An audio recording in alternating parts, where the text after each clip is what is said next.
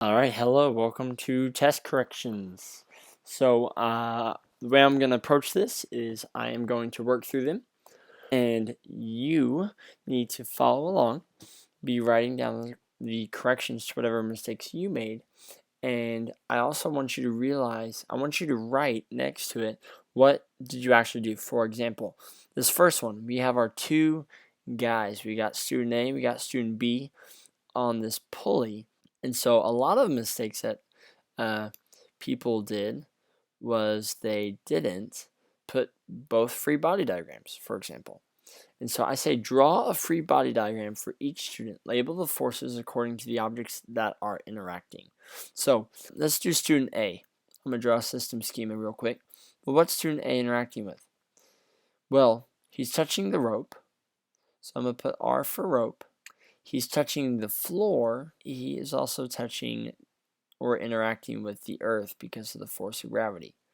So there's an interaction with A going on between all of these, and earth is interacting with the floor and the rope, but we're going to stop with that. So free body diagram for A. I have my dot, and I have to think, okay, well, what do we know of these three interactions are working on student A? Well, student A is experiencing a force due to gravity that goes straight down because that's the direction force of gravity always goes. So this is the force due to the earth on A. We got two more. We have the student's interaction with the floor. Well, if I'm pushing down on the floor, being the student, the floor must be pushing up against him. So there is a force going upwards. And this is my normal force because it's a surface. It's the perpendicular force. This is the force due to the floor on A. Then lastly, student A is also interacting with the rope. Well, remember that the direction of the rope or the direction of the tension force is always determined by the direction of the rope. This rope is going up. So tension should also be going up. So this is the force of the rope on A. Now you might be wondering, why did I draw my forces like this? Well, I drew them like this because student A, at this point I said student A is at rest on the floor. And then student B is at rest hanging from this rope. So if I'm at rest, the sum of my forces must equal 0. So if I were to add these forces together, I would see that one of them would go up about that far, and the other one would go up about this far, and those would balance out this downward force due to gravity. That's why I drew them like this. If you drew these three forces in any capacity, you got 2 points for each one, then you also got 2 points if it more or less had a sum of all forces equal 0. So this is student A. So student B, if I were to draw a system schema for him, student B is interacting with the earth as well as, once again, with the rope. If you said string, that's great too. Just don't confuse that with student. So for B, we would see that if I drew my dot, we have a force of gravity going down once again. But this time I'm going to jump ahead a little bit. And I'm purposely made this arrow smaller than this one. Well, why is that? Well, remember, gravity is dependent on this value right here, the mass. If the mass is different, then the force of gravity is different. The acceleration due to gravity is the same, but the force is not. So this is the force due to the earth on B, and then I also have a force going up due to the string. The string is the only thing that's holding student B up, regardless of what the shape of his body looks like. But these forces, because I am at rest, student B is at rest, the forces must balance. So they should be the same size. This is force of the rope on B. And since we are at rest, the sum of the forces should equal 0. Okay, next we had part B. And in this part, all I wanted you to do was to check the forces that were present. Well, this is where you had to think of the types. We have our students interacting with the earth. You should have known that was the force of gravity. And then from there, we know that our students are interacting with this rope. There's a tension force. It can only pull. So notice how it pulls up both times. And then the last force that we had has to be student A interacting with the floor, which is a normal force. So these are all the ones you should have checked. There's no friction, especially on student A, because if friction was going one direction, there would need to be another friction or another force to balance that out, but there's not either of those. Okay, and then the last part of this is which student experiences the greater force due to the earth? Well, I said force due to the earth, but I hope you realize that the greater force due to the earth was a roundabout way of saying gravity. Gravity always goes straight down, so I've got these two downward forces. The way I drew them, you can tell, because I saw that their masses were different. So the acceleration due to gravity is the same, but the force due to gravity, Fg, equals m times g. It's my mass times my acceleration due to gravity. 70 kilograms times 9.8 meters per second squared is going to be greater than 60 kilograms times 9.8 meters per second squared. Because the mass is bigger, the force due to gravity should be larger on A. Clearly answer the question. Student A experiences a greater force due to the earth. Because, well, force of gravity is dependent on the mass, and A has a larger mass. So let's go through real quick, see our points. You got +2 for this.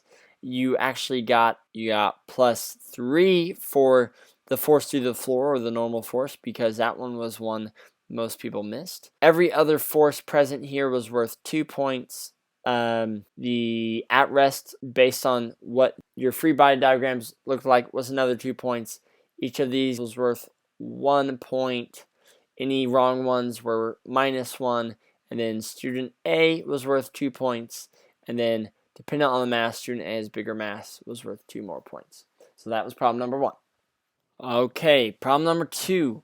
Here we have a block of mass M. It's being pulled along a rough horizontal surface by a constant applied force of magnitude F1.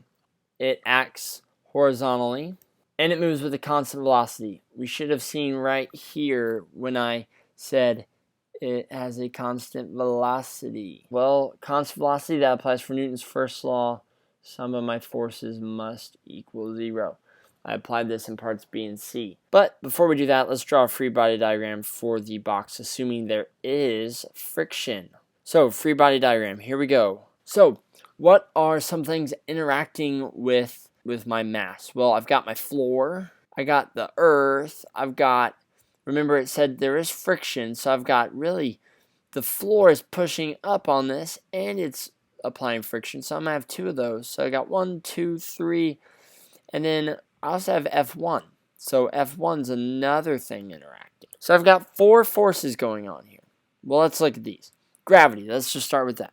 Gravity's always easy. So gravity goes down. Now let's think about the floor's interaction. What forces can the floor do?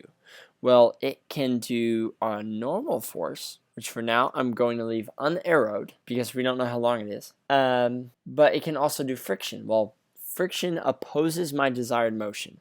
Well, this mass is also being pulled by this force. All right, so this guy's going to the right. So realize this F1 is pulling to the right, but I have a constant velocity, meaning the sum of my forces have to equal 0. We could do a vector sum, which we will in a second to check, but realize this F1's pulling up and to the right. In terms of to the right, we need another force pulling to the left to prevent that. Well, it turns out that's got to be our friction, and it's going to pull the same amount to the left as F1 goes to the right. This is the force of friction table on M, right? And then we have this normal force. Well, realize this is gravity going down, and the normal force is actually a variable force. It changes based on what's going on around it. F1 is going up about this much, which takes up about this much of my gravity. So I only need a little bit of the normal force in order to have all my forces adding in the y component be the same. So here we go. I only have a little normal. This is my free body diagram. If I were to do a quick vector sum, I'm going to just do a sketch. I didn't draw that perfectly, but you get the idea. I start and end at the same spot. Part B. I want to know which force is larger, the force due to gravity or the perpendicular force due to the surface, and why. I don't know why we made this mistake for part B, but a large chunk of us decided that the perpendicular force to the surface did not have to be perpendicular to the surface. In fact, I asked, how does force and gravity and the normal force compare? Well, if you drew your free body diagram completely correct, you would have seen it to begin with. But if you didn't, that's also a-okay. It should have triggered, hey, I need to add some stuff up and see what's going on. And what we should see is which force is larger. So it turns out the force of gravity is larger. But then why? Well, it's larger because since I have a constant v, or constant velocity, for this to be true, all my forces need to balance. Well, gravity goes down, but gravity is opposed by the y amount of F1. So notice how there's a y component and an x component to this guy. So it has a y component and then normal. For this to be true, force of gravity must equal the perpendicular force and the y direction of F1. Since force of gravity is the only one going down, force of gravity equals normal plus F1. This can't be true if normal is bigger than gravity. If normal is bigger than gravity, I add F1, it can't be equal. So because force of gravity must equal a combination of forces, the normal force must be smaller than gravity. That's the cause of that happening. Let's move on to part C. All right, so if F1 increases enough in magnitude so that the block begins to accelerate, what happens to the perpendicular force due to the surface compared to the value for B? Well, here's what we should have seen for part C, is that if F1 were to have gotten bigger, which way would it have accelerated? Well, it would accelerate in the direction of the net force. It would have accelerated to the right. Imagine you're pulling a bag across the floor. If you're pulling it at an angle, it's going to accelerate this way first. That's going to be the acceleration's direction. So, because that's true, my net force had to be in that direction. So, my net force wasn't up and down. So, if I go back to this vector sum, if this guy were to increase a little bit so that I start to accelerate, what has to happen to this perpendicular force? Notice how I called F1 and the perpendicular force different things. So what we should have seen is that the perpendicular force, or my normal force, would have decreased. Why? Well, since there was no y acceleration, sum of all my forces in the y would have equaled 0. Force of gravity equals Fn plus F1y. Since F1 goes up, F1y also went up, and force of gravity was the same, let's say did not change, then for this to remain true, my normal force must have decreased. Let me tell you how we did some points. Let's go like purple. All right, here we go. So I gave you 2 points for identifying F1 in this direction. I gave you 2 points for identifying the normal, and I gave you a bonus point if it was smaller than F1. Force of friction, I gave you a point. Gravity, I gave you a point. Part 2, I gave you 2 points if force of gravity is larger was your answer, and I gave you 2 points for an explanation that was correct.